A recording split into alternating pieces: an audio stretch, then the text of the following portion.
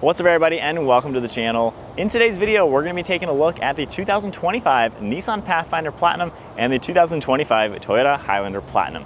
Both of these in the all-wheel drive configuration, non-hybrids, you're looking around the $53,000 mark, fully loaded. So in today's video, we're going to see which family SUV is the better choice. How do these two stack up? Big shout out to Flow Honda and Flow Nissan of Statesville for providing both of these cars for today's video, which are their websites linked down below.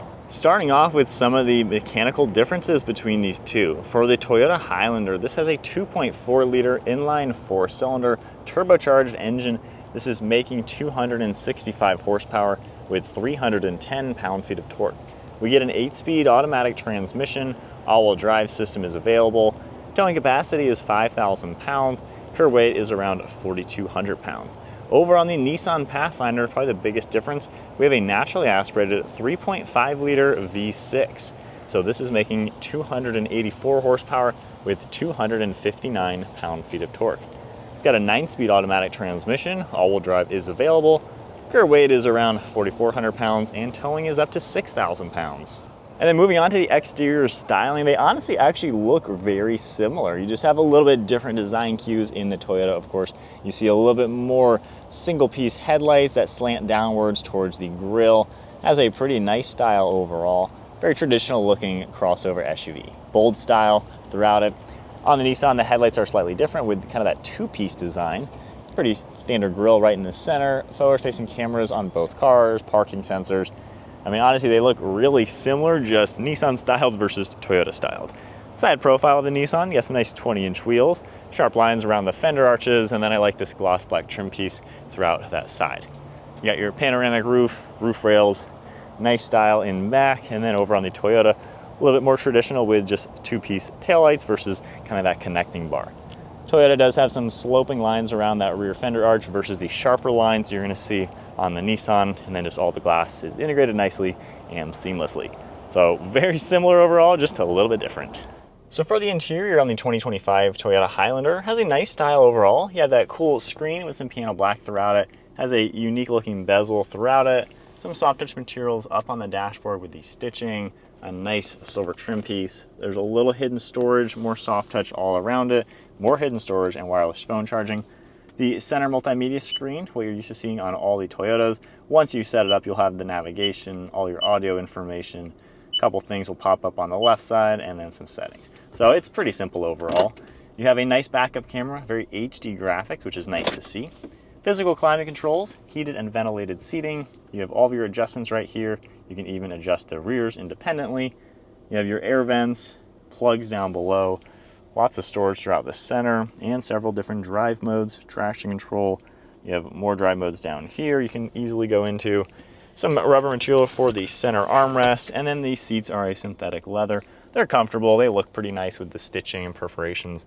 Got that massive panoramic roof, and then there's this gloss wood trim throughout it with more soft touch throughout the dash and doors.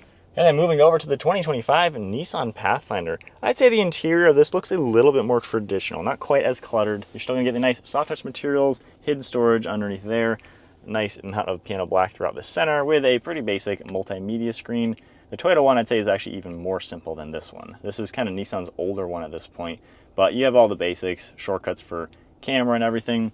Camera's not quite as good on the Nissan screen, so that's one little downfall. But this seems to be a little bit more easy to use just when you look at it. Climate controls are all integrated down below. You have rears you can adjust, temperature, heated, ventilated seating, all sorts of storage, wireless charging throughout the center, and then we even have our drive mode select as well.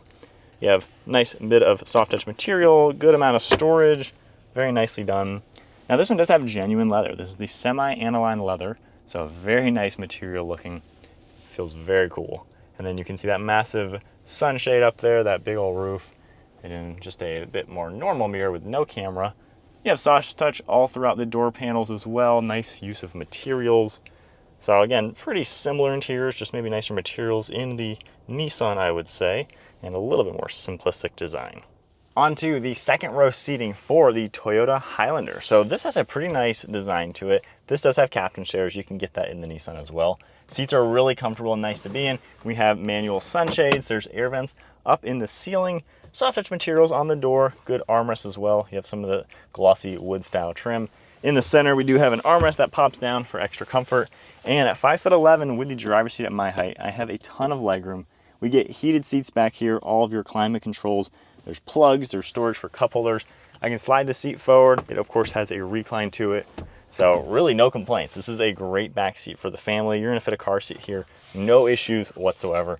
And then as far as maneuvering this seat, I can just easily hop out. We have the recline lever on the back side, and you can press that to get this whole seat out of the way and enter into the back. Now sitting in the third row with the Highlander, it is worth mentioning this is slightly smaller of a vehicle than the Pathfinder. The Grand Highlander is then slightly larger than the Pathfinder. So it's the same difference between the two. The Pathfinder's right in the middle. This third row is cramped at 5'11". My head is at the ceiling. We do have air vents, and my seat are completely in my chest. These seats are literally on the floor.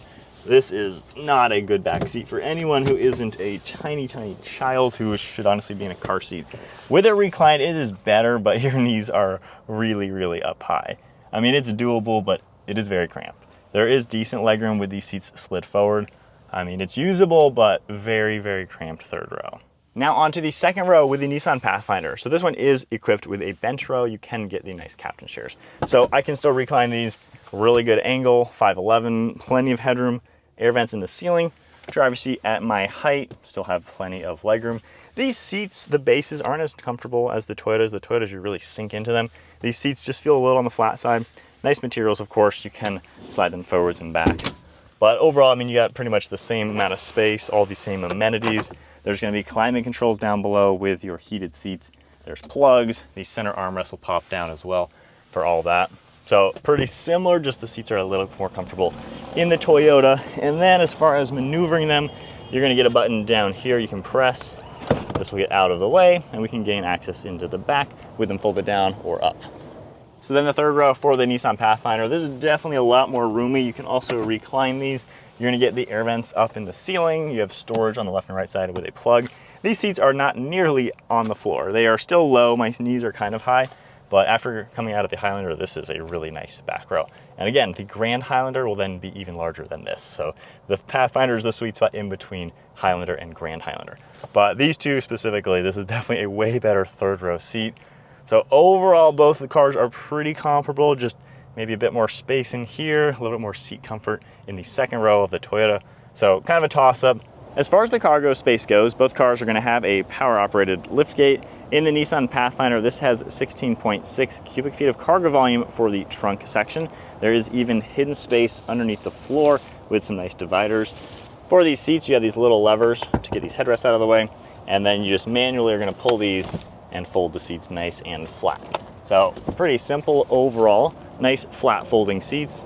We have 45 cubic feet of cargo volume behind that second row, as you can tell, and then 80.5 cubic feet of cargo volume with everything folded nice and flat. For the Toyota Highlander, of course, got that power liftgate. This one has 16 cubic feet of cargo volume behind this third row. There's also going to be storage underneath the floor here, which is a nice touch. And then pretty similar to the Nissan, we're going to pull this. Headrest will automatically pop downwards as this folds forward. And as you can tell, we have a nice flat folding design once again. 48.4 cubic feet of cargo volume behind that second row, 84.3 behind the third row. All right, so let's start off with the Nissan Pathfinder, mainly because this is kind of a more old school, simple crossover SUV. We have a simple V6, what the Highlander used to be in prior generations. So in the Pathfinder, again, sitting here at 5'11", I'm really comfortable. These front seats are really nice to be in. Good visibility and good use of storage. It's a simple, easy vehicle to get used to. I don't think there's any learning curve on how the buttons work, how things work in it. It's just a simple, nice, kind of a benchmark SUV with nothing more, nothing less than you need. This is simple, this is simple. It's just really an easy car to get used to. Now, being the Platinum, top trim level, the overall ride quality is really nice. It absorbs bumps really well. It's very smooth when you tackle any sort of obstacle in the road. Now, with a V6,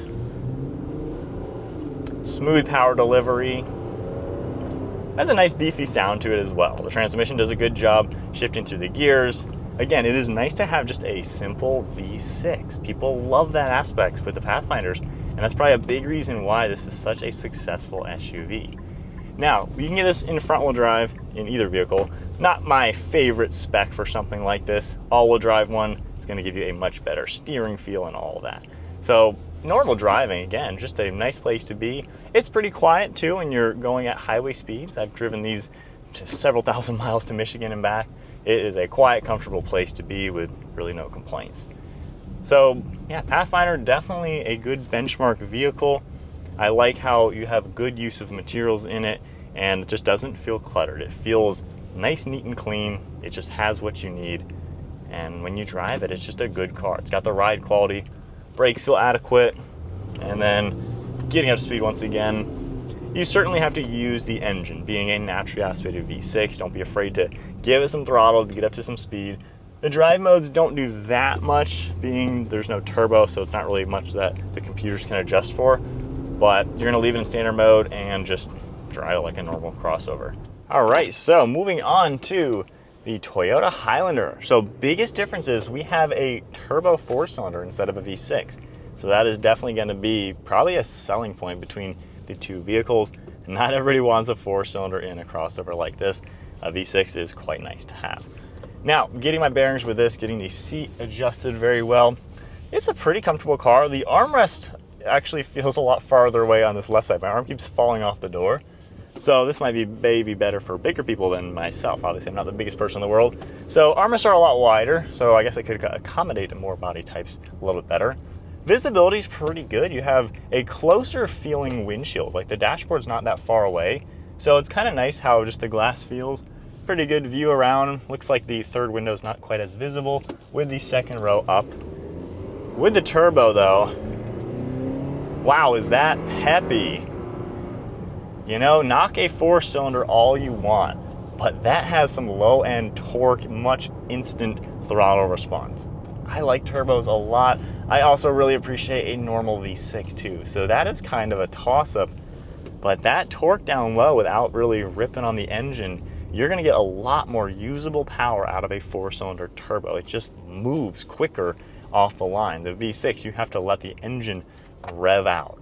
So it is a very different type of drive, but that peppiness is really nice to be in. Now, overall seat comfort is pretty good. The genuine leather, I will say, in the Nissan is a lot nicer than this Softex synthetic stuff. It's a fine material, it's durable, it lasts long, but I do like having the genuine leather. That is a really, really high-end material versus what you're gonna find in this. This looks a little cluttered to me. I guess once you kind of look at it a little bit more, it's pretty much laid out the same as the Nissan. However, there's just a little bit more going on to where it might not be quite as simple and easy to use. Now, when you drive this, the chassis doesn't feel as stiff. I feel like the Nissan feels more like a body on frame, tough SUV. This feels more kind of like a minivan, quite honestly, with, you know, without the minivan doors, basically. So this feels a little looser as far as the design to it, the construction. Not to say it's not built solid, obviously Toyota's reliable and all that, but it doesn't feel like just a tough truck at the end of the day. It feels like a minivan at the end of the day. The Nissan Pathfinder definitely feels a little bit more tough and rugged, which does appeal to probably a large demographic. It appeals to myself for sure. So this is fine. Ride quality is pretty good. Maybe just a tad noisier as far as road noise goes. Suspension seems to absorb bumps well. I feel like the Nissan feels a little more premium. And like I said, how this feels more like a minivan. No minivan drives like a luxury car. SUVs can drive like luxury cars.